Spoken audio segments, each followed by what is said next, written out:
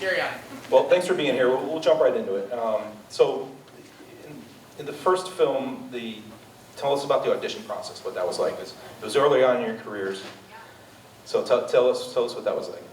Well, I think we should start with the casting notice because that was really strange. It basically said we're looking for actors who are willing to go to some place. You're not allowed to tell anybody where it is or what, and there's going to be stuff happening to you. We're not going to tell you what it is. We're going to film it, and you're not allowed to tell anybody what's going on or where you are. And I was like, what is going on? My memory of it was similar, but not quite as terrifying. My memory was that I auditioned on LA Casting, which is this place you get auditions when you're very, very new as an actor. And it did say, like, we're going to shoot around the clock. There's lots of things that are going to happen. You're not going to be given a script. You're going to have to improvise. So be ready to roll. Like, only come if you're ready to, like, do this. It's going to be around the clock. And I could tell, like, here's the thing. The tone about the audition was, like, or the casting notice, it was very clear that whoever was doing this project was really serious about it, and as an actor, I was like, ooh, this is really exciting. And then we both auditioned individually, which was totally improvised and fun, and then we met at the callback, and we knew Oren by that point, and Oren was like, Micah, Katie, Micah, how did you guys meet? And we just looked at each other and started talking. Yeah, well, at that point we had a very long, interesting backstory That we made up in the moment. Yes. And So, and to take it back a little bit, so when I saw this crazy casting notice, I was like, I gotta see this. I went to the audition not to get the part, but just to see who these crazy people were who were doing this nutball project. And then, it looked like there was this, like a revolving door of actors coming in and coming out. Every 30 seconds there'd be really frustrated. They would come out and they'd be like, what? And then I went in, and Oren, the director, he says, I don't even think he asked me my name. He just said, so why is your house haunted? And I was like, dude, my girlfriend's crazy. And then I went into it. And it was the most fun. From that moment on, it was just, it's me and Oren and Katie, and we were doing our thing, and it was just so much fun. So did you have a background, did you do any type of improv work before this, or was this kind of the first? Yeah, I was doing improv comedy, but not dramatic improv. It's weird, in LA, there's a lot of improv comedy, but not a lot of dramatic improv. And so the opportunity to do it was so fresh and incredible. I loved doing this stuff. I hadn't done any comedic improv. I had gone to school and studied theater, and we had done some improv in school, and actually the point of it was to not be funny. But that was like for one class in college, but I really hadn't done any, but it was really freeing to be able to like create these moments authentically in the moment. So I loved it. Yeah, and I think that the key thing that we're doing is not just like improv, it's storytelling. It's writing it in the moment, just like a writer would, but we're doing it live. And we would oftentimes do like a version of a scene that would be 9 minutes long, and then we'd be like, that was great, but we can't have a 9-minute scene in this film, so let's do it again, but in 5 minutes. Let's do it again, but in 2 minutes. And we would end up using the 2-minute version, but it took us a few takes to like condense it down, which is really exciting as an actor and not something you normally get to do. And that, folks, is the Paranormal Activity process.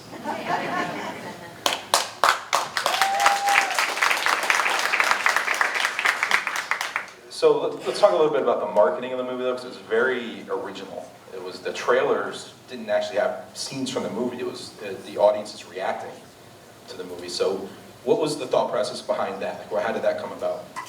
Well, we weren't in charge of that, but the people who were at Paramount were really ingenious. There wasn't a lot you could show in the movie. Door shuts, like you got it. The movie's scary because of the tension that's built as you're watching it, and so there's no big scare except maybe at the end that you could show, and we didn't want to give away the end of the movie, so they had to get creative. And what was so fun about watching the movie was how engaged the audience was, and I think they just kind of took that and ran with it. Yeah, and I think there's something special about how Paranormal Activity came to be, that it's not just we made a movie and we put it out there. It was this demanded campaign with all the fans and the midnight screenings and all the people who really wanted to see it. And the movie made its way on its own merit, because initially didn't know what to do with this thing. It's like, well, it's a good movie, but should we release this? Should we remake it with like Brad Pitt and J-Lo or something? Like that was literally a thing they tried to do on, and they're like, that's not gonna work. And then through the Demanded campaign, it was like this grassroots thing. So I think the audiences in the trailer it's symbolic of the fact that we didn't just make this movie, we made this movie with you guys. Yeah. It's like, that's why all of this, the millions of Demanded things, all the names in the DVD, if you guys remember that, at the end, you know, maybe who's on that, anybody? And yeah, we got a couple of names, you guys are awesome. We were talking earlier to someone who came up to the table about how he had driven like 2 or 3 hours to see it when it had just rolled out. And I was thinking like that means so much to me, because if all of those people who had driven a few hours to see it when it was in a tiny college town hadn't done that, then it wouldn't have been released everywhere. We wouldn't have had the sequels. We wouldn't have had the experience we had, and it wouldn't have been out there. We wouldn't be sitting here. And so it's like, and there wouldn't be a reboot coming out on October 29th on Paramount Plus. Never ending. We have a lot of gratitude for the fans and the people who were excited about the movie. It means a lot to us. Great. I mean, yeah, this is a really beloved film for sure, and the grassroots effort to get it out there was just awesome. It was just awesome. So, talk about some of the obstacles that you faced while filming, because again, it's an original process that you guys are going through. So, what kind of, you know, are there any troubles or? Well, we didn't have any money, so we had to be creative. And I don't think I ever thought of it as an obstacle. I think it was just, I didn't know any better. I came from theater, so it just felt like fun. You know what I mean? We did everything ourselves. Yeah, I think, well, Oren probably the director, has a very, this beautiful attitude of like, I could do whatever I want, I'm gonna do it myself. And he left Israel because he created his own paint program that he coded himself at 16. I mean, this guy he created. Kind of a genius. Yeah, over and over again, he made his own way. And we have that spirit too. So coming together, we're like, well, we're gonna do it our way. Let's discover the process. So we didn't know how to shoot the scenes, but we approached and we learned, just like Katie was describing. Finding that process was the first thing we had to do. Because initially, Oren was just like, okay, well, we're just gonna roll camera, and you guys are gonna just live in the house, and we're gonna scare you, and that's gonna be the movie. And he realized that just didn't create the tight scenes we needed. So we learned to like go over and over and tighten them up and make it in. So that was a big thing. And then we learned to trust each other in the process. Oren had never worked with actors before, and I think part of him believed that we only had one take in us, we wouldn't be able to do it again. And in part of that shooting was him realizing like, oh, I can give these two actors the same thing over and over, and they're gonna make it new each time. And us learning to trust Oren, and all of us having our hand in every pot and working really well together. I will say that obstacle-wise, I don't know if it was an obstacle, but it was the most fun, was shooting the dragging down the hall scene, which was, it was like, I don't know, we did a bunch in one night, but I remember we had some of Warren's friends came over to help with that and kind of to help with the stunt, and it was like a 3 or 4 person operation, and then you know, getting dragged a bunch, which was super fun. Katie was such a trooper. She's like, you know what, Oren? I think it'd be more dramatic if you dragged me down the stairs. And she had already, by this time, she had bruises all over her legs from getting dragged out so many times. Because if you notice, the hallway is not straight. It goes like, you know, in like a, you know, corners. They had to figure out how to drag her around these corners. And Oren's like, you know, it would probably look good for you to go down the stairs, but I don't think our insurance would cover that, or like, do we even have insurance? So, like, but then they did it in the second movie, and part of me was so jealous. So yeah. And part of the obstacle too is the time constraint, because I was in music school. My school called me, and they're like, you just stopped going to class. If you're not back on Monday, you're getting expelled. So I go to Oren, I'm like, Oren, we gotta finish this movie by Monday, or I'm gonna get expelled. That's a lot of pressure. A lot of pressure. Oh, also, there were some scenes like the powder scene, we just didn't have time to clean it up and do it again. So Oren's like, you get one take. And about 20% of the movie we shot in one take in one night. It was a very long night, and that was the night he was like, you guys get one take. And we're like, all right. I did the dragging and the powder Dragging and the powder like every in day, the attic all in one night, which was Yeah. crazy. So, you both were in like subsequent sequels of the franchise. So what do you think of the direction that the franchise went? Because, yeah, there's a lot of different ways it went, and a lot of movies yeah, it's just, it's tough to explain, like where kind of, did they have that direction in the beginning? Well, Going in with the story? in the beginning, it was just us creating this thing in Oren's living room, so no. And I think, I can only speak for myself, like the first movie I have a lot of ownership, I feel a lot of ownership over, and I know Micah does as well, because this was this thing that we created, and then once the sequels came, it really, the family got bigger, there were more cooks in the kitchen, you know, Paramount came in and allowed this world to live and grow, which we have such gratitude for. But at that point, part of what I realized is like, oh, now I am an actor. Like, I'm now being hired as an actor, and I love it. I'm all for it. But it's a different experience for me than the first one, which I felt like an actor and producer and director and, you know, script. You know, I felt like I was doing a lot. And so as for the direction, I mean, it's kind of out of my hands. Like, I think so much of it kind of really brought the world to life. And some of it was, you know, interesting directions that I probably never would have come up with, but people will come up to the table or talk to me on the street and be like, oh my God, I loved the thing with the portal and the whatever. And I'm like, great. So I think for me, it's like not up to me to decide where it goes anymore, because I'm not creating the content anymore. We're not creating it as we go. That's for people with better writing degrees than us to figure out. Better what? Writing degrees? I don't know. Does Chris Landon have a writing degree? I don't know. I reject that. We don't need degrees. We're going to do whatever we want. Well, here's the thing about the sequels. I would have done this. This is my take if I weren't to create the sequels. Lay it on me. And this is like an unauthorized just diversion. I would have said that the way that the Paranormal Activity, the first movie, the way that it came out and everybody saw it, I would have made that part of the sequel. Like, the found footage was discovered, and then everybody watched it, and if you watched it, Toby might be haunting you. Every single person who saw the first film now could be a potential victim. That was my take. And Oren didn't want to do it because he didn't want a character called Oren Pelly in the film. And then you would have to, and that's why it didn't go anywhere. But anyway, that's my take on the sequels. That's an interesting one, though. I like that. So I only have one more question, because I know you folks have questions for Katie and Micah, so we'll kick it to you guys. But my last question is, are you horror fans, or were you horror fans before you made this movie? Yes. I mean, I loved scary movies growing up. Candyman was my favorite.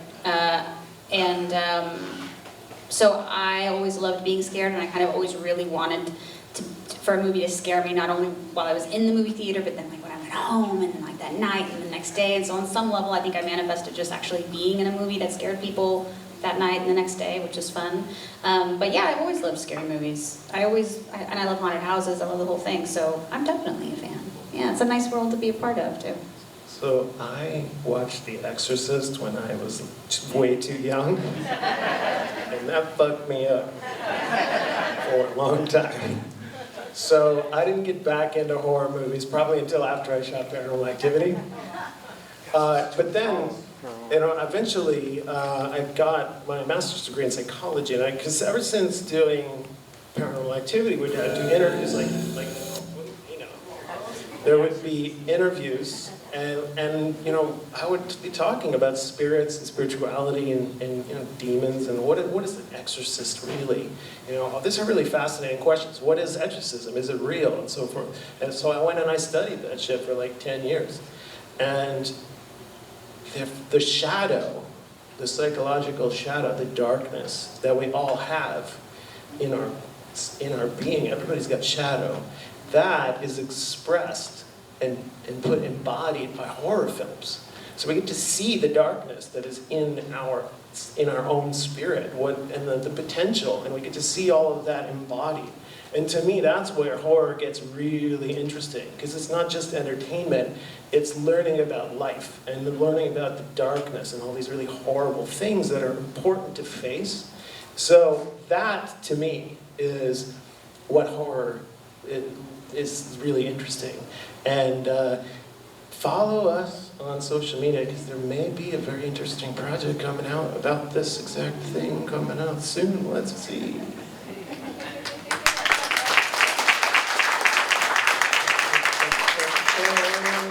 Thanks, guys. So, check. Great, sorry. So, are we doing this by raising the hands, or how are we gonna do this now? Yeah, if anybody's got a question, I'll come over to you and we'll give you the microphone, you can ask away. You got one question right here in front? Hi, thanks for coming today. Have either of you had a paranormal experience in real life? My whole life is one long paranormal experience. Yeah, and I'm not being facetious. Like I said, like I've been studying this for 10 years. I've really been living it for a lot longer than that. And I think a lot of people have paranormal experiences. They might not understand them as such, but the spirit world is it's a fundamental and sort of inexorable part of reality. You can't really deny it. It's there whether you like it or not. And what that means and the repercussions of that, how that shows up in different people's lives, now that can be, all go all over the place. But, to me, when you say like, are spirits real? It's like, well, do you breathe? Like, are you alive? So that's my take. I haven't been aware of any paranormal experiences that were scary, or at least I didn't write a story around them that was a paranormal story. But I certainly have deep intuition, and I've had a lot of moments in my life where I felt like there was an element to it that was unexplainable. But for me, in those moments, it's always been something that felt like deeply comforting, which is not necessarily the experience my character has in the movie. So I've had the good version, or the happy version, or the more comforting, loving version. Yeah. And if anyone has had some crazy stuff, come talk to me about it. I love talking about this shit. Yeah, I think we have a question back there. How you two doing? Thanks for making a movie that just tripped me out, because sadly when it comes to monster movies or like where you can't shoot them, blow them up, or burn them, I'm terrified. If it's ghosts, I'm screwed. By the end of that movie, by the time you came flying at the camera, I was just done. The bit with the powder, the footsteps, unlike most horror movies where I'm looking away half the time, this is one type of movie where I'm looking, I'm like, where's something? Where's something? Oh, where is that? Was there a certain moment, though, that you felt either proudest making of, or you just thought, this moment is what's just going to make the entire audience flip out? What a good question. For me, my proudest that feeling of pride was after the first screening of the film at Screamfest. At that point, up to that point, we had never seen a cut of the film that had worked. Oren was working on it, and he would come out, he'd come home with like a 3-hour cut that we watched, and we're like, dude, this needs a little bit of editing. And he would come back, and it'd get better and better each time, but we hadn't seen it work.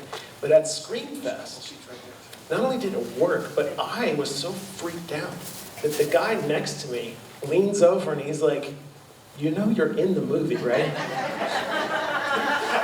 And I was like, yeah, it's free. And that, like, the fact that we had made a film that worked was such a good, amazing feeling.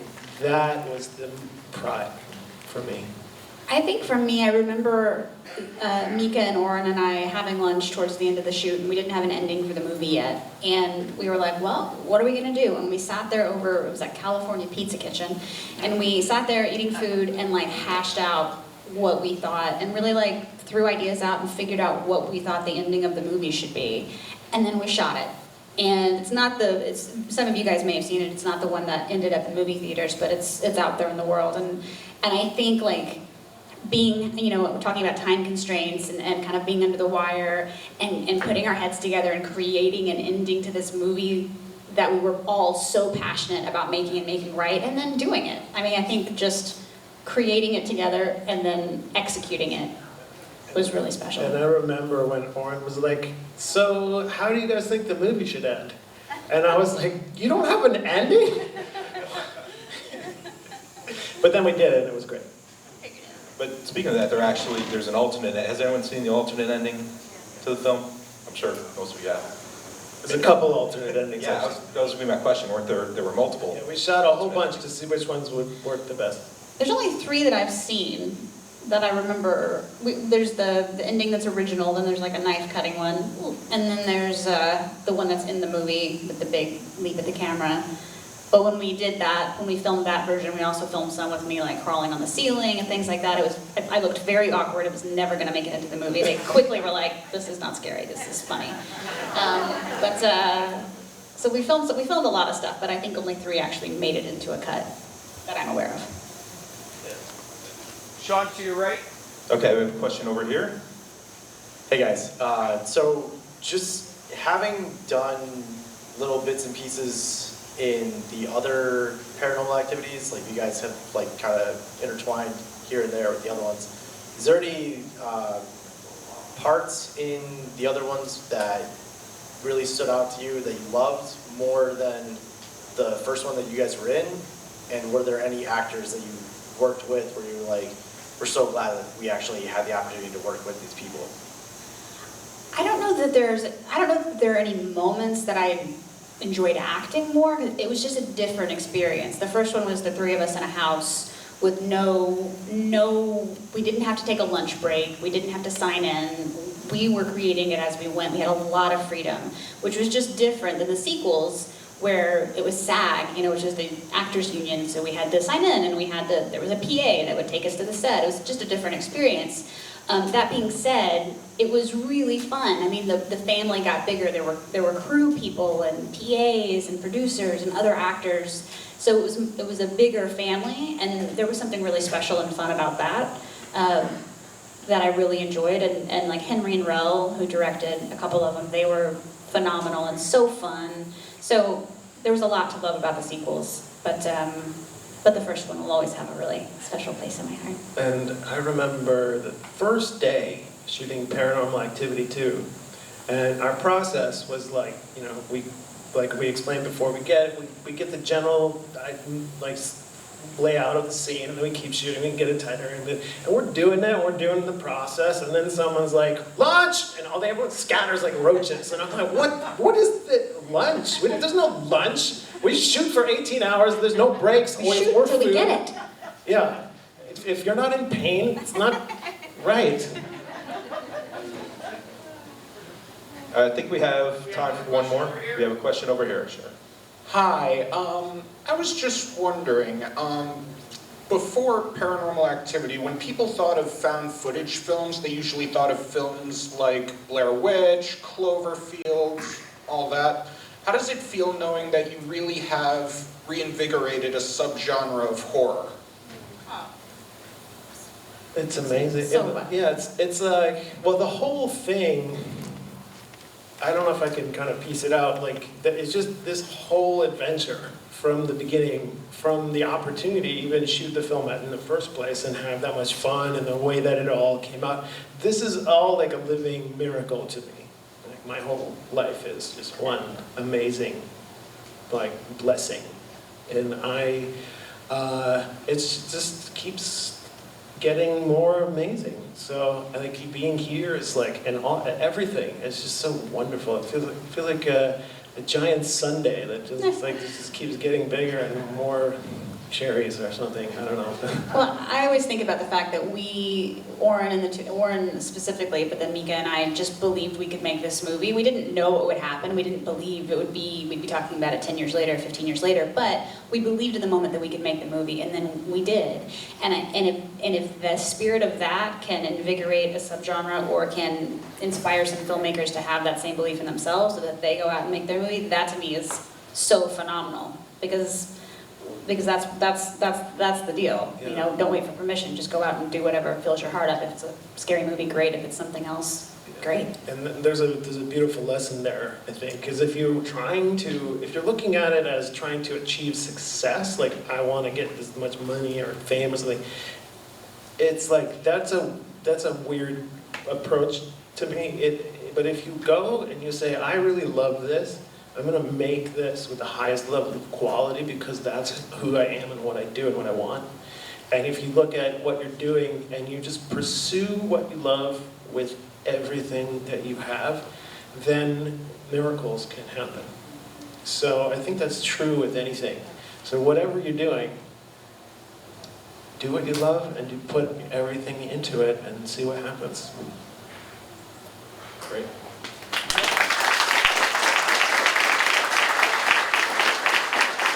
Okay, so I think before we wrap up here, are there any projects you're currently working on, either one of you, or anything upcoming that you want to share with us? I've got some stuff coming up. Follow me on Instagram, and I'll post more about it as it unfolds. I also just started grad school, so my head's a little in the weeds with that. But we'll let you know. We'll keep you updated. Yeah, and I alluded to a project earlier that is a very real project, but it is currently in sort of embryonic stage. You know, you don't want to just like take it out of the oven too quick. So there is a project that I'm super excited about that I will tell you about on social media. I can vouch for it. It is real. She may or may not be a part of it. Very nice. I like the suspense. Thanks, guys. Let's hear it once again for Featherston.